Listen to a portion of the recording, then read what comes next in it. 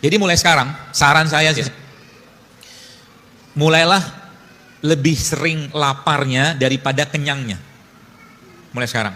Terutama bagi Anda yang pertama, ada rules-nya sebenarnya. Rules pertamanya adalah Anda yang berat badan Anda di atas rata-rata, which is itu overweight atau obese.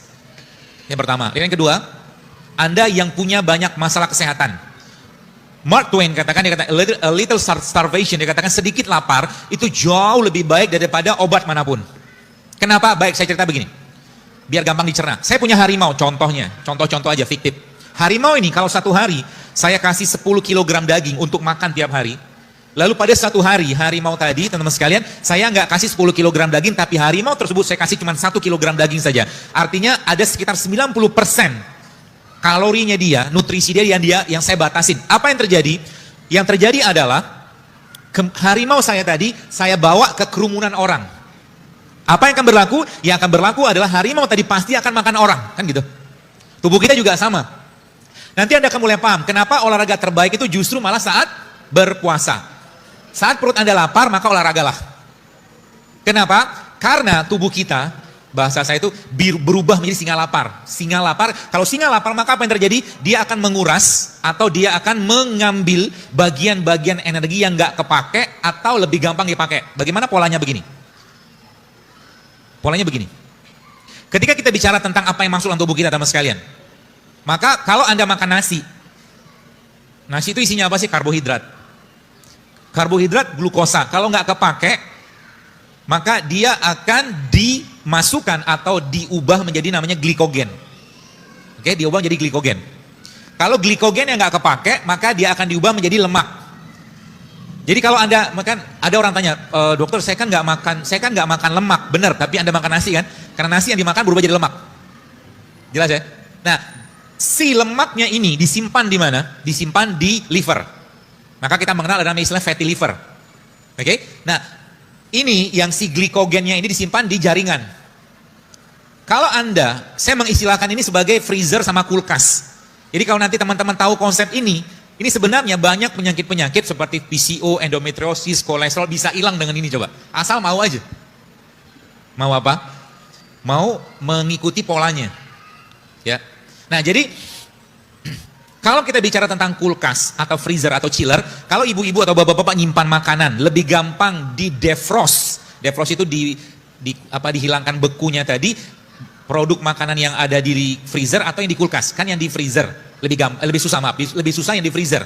Jadi freezer itu udah beku banget. Kita butuh berapa lama, berapa banyak atau berapa waktu untuk mendefrost. Nah, tubuh kita juga sama. Jadi ketika seandainya Anda punya penyakit, ini keywordnya ya, Anda punya penyakit yang tidak hilang-hilang juga dengan herbal, dengan apapun obatnya, maka kata kuncinya apa? Lamain puasanya. Paham ya? Lamain puasanya. Dan puasa adalah bentuk yang luar biasa, ya, dari sebuah bentuk. Makanya sebenarnya kalau ada kata-kata dalam surat Al-Baqarah kita sering baca di Ramadan, wa in tasumu khairul lakum in kuntum ta'lamun. Kata Allah, dan puasa itu jauh lebih baik bagimu jika engkau mengetahuinya. Maka kata kuncinya apa? Kata kuncinya misalkan nih kita puasa. Ini saya kasih langsung clue-nya ya. Anda puasa, misalkan puasa Senin Kamis atau puasa Daud atau puasa ayam ubid gitu kan. Sahur jam 4 misalkan. 4 ke 4 sore sudah 12 jam. Jadi 12 jam. Jadi sebenarnya ada quote yang lain. Selama Anda menzolimi atau selama kita menzolimi dan nyampahin badan kita, selama itu pula kita juga puasa harusnya. Kenapa? Mungkin teman-teman gak mikir ya, belum mikir gitu kan. Tubuh kita itu organ yang sangat sensitif. Anda mungkin akan ketemu dengan anak-anak yang tiba-tiba gara-gara makan udang 1 potong langsung muncul alergi, ada gak? Makanan yang kita makan bukan cuma jadi kalori, bukan jadi sel, bukan jadi otot, tapi dia juga akan menjadi bagian dari gen tubuh kita. Artinya apa? Kenapa sekarang banyak laki-laki perempuan ketika mereka sudah menikah susah punya anak? Karena sebelum menikahnya dia ngapain? Nyampah kalau bahasa saya. Jadi kalau tiap hari si ikhwan atau akhwat ini tiap hari makan yang nggak sehat, maka dia sedang mempersiapkan gen atau generasi yang gennya cacat. Buktinya apa? Ya kita lihat sekarang begitu banyak dan begitu luar biasanya penyakit-penyakit yang dulu nggak ada. Kemarin saya ketemu dengan pas lagi ke mall, ada keperluan sama istri sama anak-anak, terus ketemu dengan bapak-bapak, ternyata dia ngikut saya di Instagram, dia cerita panjang lebar. Jadi dia itu waktu menikahnya, sebelum menikah dia sudah hidup sehat gitu kan. Kemudian hamil istrinya, sempat keguguran gitu kan. Abis itu nyampah, setelah nyampah itu 3 tahun susah banget punya anak. Itu saya bilang kuncinya di situ, saya bilang. Jadi nyampahnya Anda itu membuat semua metabolisme atau semua organ tubuh kita itu bekerjanya akhirnya tidak optimal lagi. Nah ini yang bahasa saya itu spare part. Spare part. Ya tanda kutip gitu kan. Jadi kalau kita bicara tentang tubuh kita ini diberikan Allah spare part untuk mengolah atau mendetoks tubuhnya sendiri. Ya. Jadi jam 4 sampai jam 4 sudah 12 jam. Maka caranya gimana? Caranya teman-teman sekalian, Anda jangan masukin lagi produk makanan, minuman yang dia bisa nangkring di mana? Di kulkas. Maksudnya gimana? Jadi gini. Mana kotak saya tadi? Isi dari kulkas tadi apa? Glikogen kan? Sumbernya apa? Glukosa kan? Artinya sekarang kalau Anda mau mengakses freezernya atau chillernya, maka kata kuncinya apa? Jangan nambahin lagi beban di sel atau otot kita untuk mengurai glukosa yang masuk. Artinya yang Anda makan, yang Anda minum harus rendah kalori. Paham atau enggak? Paham ya? Contohnya rendah kalori apa? Baik. Kalau Anda minum infusan water atau air infus atau kita sering sebut air nano JSR itu yang infusnya isinya nanas sama infusan yang isinya, nah ini banyak nih peralatan perangnya. Infusan yang isinya nanas dan infusan yang isinya kayu manis itu beda cerita kalorinya. Kalau infusan yang isi nanas tetap ada glukosa di sana, itu sebabnya teman-teman yang kalau pagi Anda minum air infusan tadi, infusan nanas bahkan gitu atau semangka, Anda akan kenyang. Anda akan kenyang. Tapi kalau Anda yang Anda makan, yang Anda minum katakanlah pagi-pagi itu misalkan infusannya kayu manis, ketumbar misalkan, atau mungkin jahe, baik itu diseduh atau mungkin di infus gitu, maka Anda mengurangi asupan kalori yang masuk. Paham ya? Karena produk yang dimakan tadi kalorinya rendah. Jadi pagi-pagi itu bagusnya gimana? Pagi-pagi saya katakan sekali lagi, pagi-pagi itu sebaiknya mulai sekarang jangan banyak makan. Pagi-pagi. Sarapan itu mulai sekarang jangan banyak makan. Bagaimana kita ngaturnya? Sederhana sekali teman sekali. Jadi pagi-pagi itu sebenarnya Anda bisa mengkonsumsi beberapa jenis produk makanan. Ya, yang dia tidak membebani badan kita. Contohnya apa? Nih, misalkan ini kayak teh hijau. Ini saya bawa sampelnya aja. Ini teh hijau. Teh hijau ini kalorinya rendah nggak? Hampir-hampir nggak ada kalori. Jadi Anda pagi-pagi itu minum teh hijau boleh nggak? Boleh. Nanti lapar nggak? Pasti lapar. Tenang aja. Kalau sudah lapar, maka apa yang Anda kerjakan? Biarin aja. Karena lapar itu biasanya cuma setengah jam. Habis itu tubuh kita akan berubah menjadi singa lapar. Paham? Jadi sehingga nanti apa? Tiba-tiba Anda ngukur berat badan, turun sendiri dia. Kenapa? Yang diakses sama singa tadi siapa? Chillernya. Paham ya?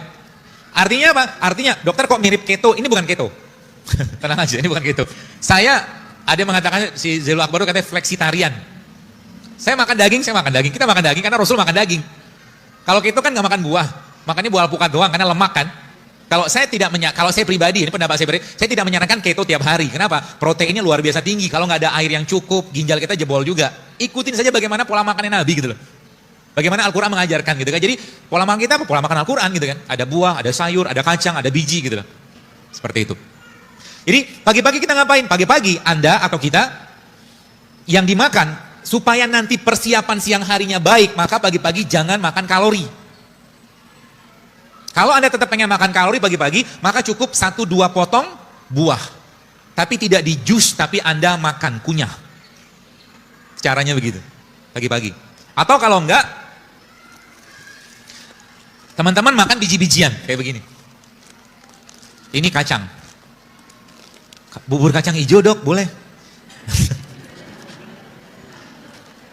Tiap hari nggak boleh. Kalau Anda sekali-kali makan kacang hijau silakan, tapi karena kenapa? Yang saya dapatkan informasi dari salah satu guru saya, dia mengatakan kacang hijau itu termasuk estrogenik juga, estrogenik sama kayak kedelai. Laki-laki saran saya, Anda di sini jangan sering-sering minum susu kedelai. Laki-laki ya. Kenapa?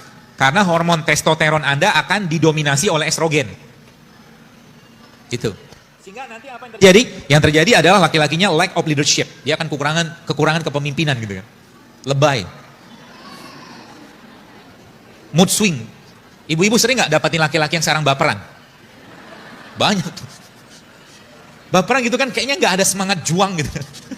Dibangunin jadi kan Allah katakan arijalu qawwamuna 'alan nisa kan gitu kan. Laki-laki itu pemimpin gitu kan. Pemimpin itu gagah gitu kan, nggak lebay. Iya enggak gitu kan. Pemimpin itu begitu gitu kan. Jadi ini bisa dipengaruhi dari makanan. Jadi kalau tiap hari sang laki-laki tadi makan gorengan, lebay dia. Kok bisa? Bisa. Secara yang saya pahami gitu kan. Karena tepung ada gulanya, kemudian ada apa lagi tuh ya?